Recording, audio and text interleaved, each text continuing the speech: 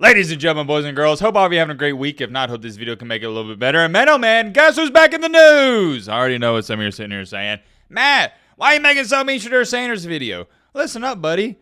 It is one of, if not the most important things going on in the entire sports world. That's why. Another reason why is because you, yes, that's right, I'm talking to you, Timothy and Bobby, watching this video. You're watching it for a reason, because it's captivating. You can like the Sanders family, you can hate them. Doesn't really matter, because guess what? You're still going to tune in and watch. And like I've said before, 80% of the people that are tuning into Shedeur's games, they're not supporting him. They're hate watching. They're hoping he fails so they can get on Twitter and go, haha, I told you he was an overrated quarterback. But that is neither here or there. That's really besides the point. What we're here to talk about in tonight's video is this insane battle that is about to ensue and really is currently ensuing with Dillon Gabriel and Shedeur Sanders. Oh man, you might want to get your popcorn for this one because this is going to be an exciting quarterback battle to watch. So guess who's been doing really good in practice this week? Shocker, shocker, Mr. Shedeur. But also, Dillon Gabriel, he's been doing his thing as well, just flying under the radar. With Shedeur going out there and lighting the world on fire, and I get it, it's preseason, but still gotta clap it up.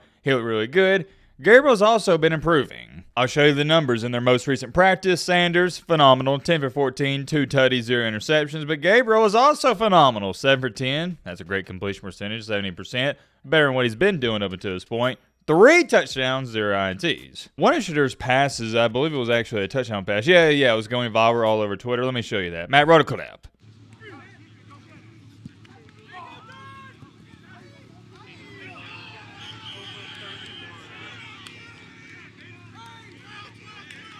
There you see it, very nice throw, but I'm not going to get up here and hype it up because I've seen him do it all throughout his career, dating back to Jackson State.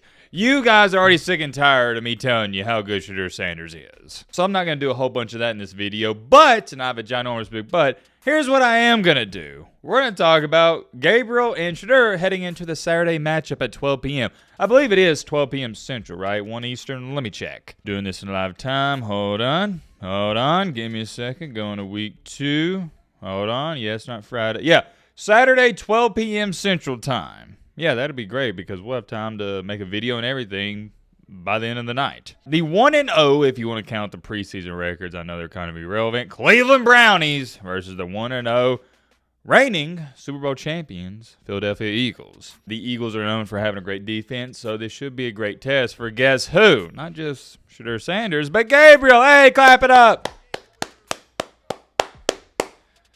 Gabriel is coming back from injury, and I assume, although I don't think it's been announced, but I assume he's going to be the starter. The reason I say that is because the Cleveland Browns just released their new depth chart. It's also been trending, and a lot of people are upset because it didn't change. As great as Shedeur played, it didn't change. Number 1, QB1, Joe Flacco. Number 2, Kenny Pickett. You know how I feel about him.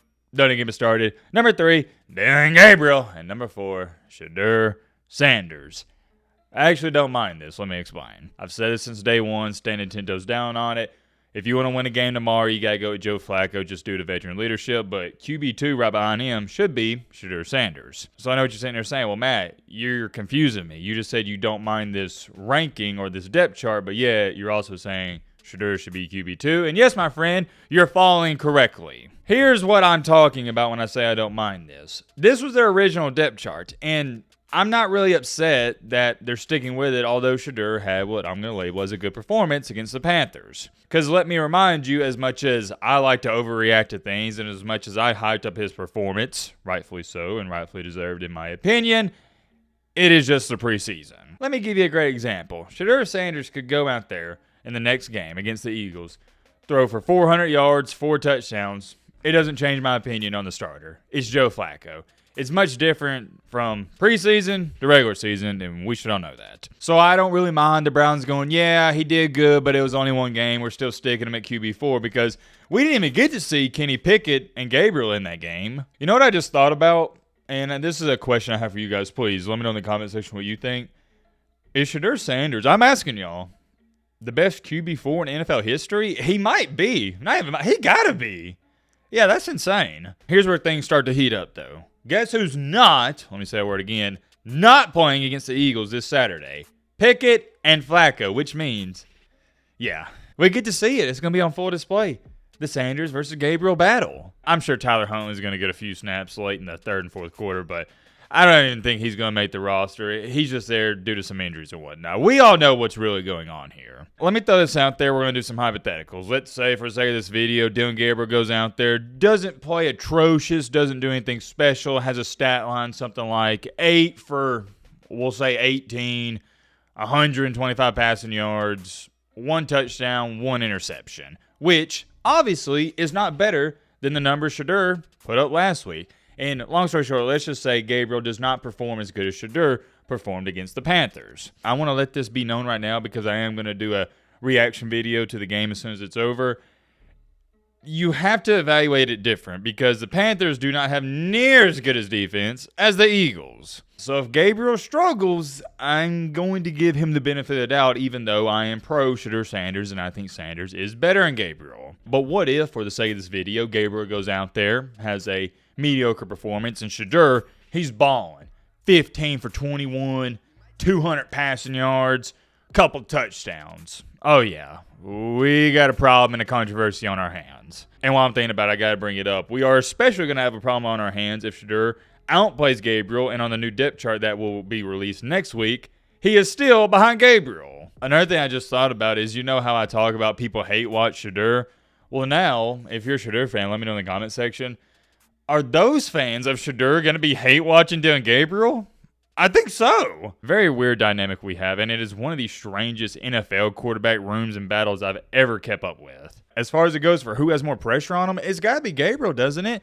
Shedeur, he already played in his preseason game. He did great. At this point in time, he's playing with house money.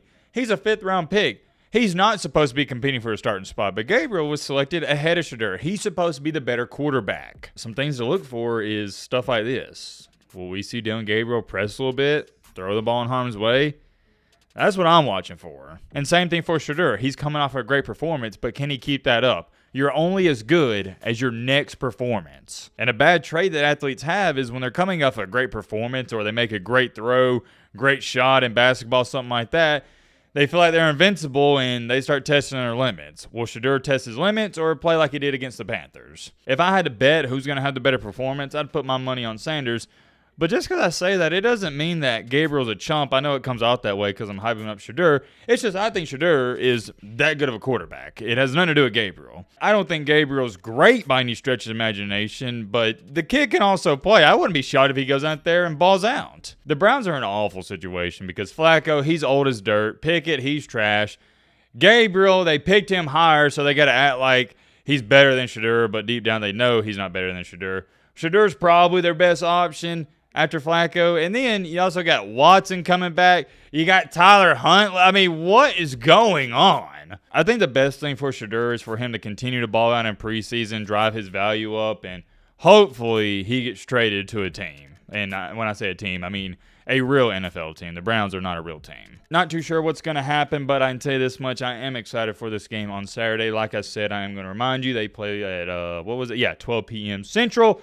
So, give or take, it should be over by like 3. By the time I record, edit, and upload the video, it should be around like 6 or 7. So, be on the lookout for that video. I'd love to have you come back to the channel and hear your guys' thoughts down below in the comment section. I do want to throw this at the end of the video. I don't say it a lot, but I feel like it goes without being said.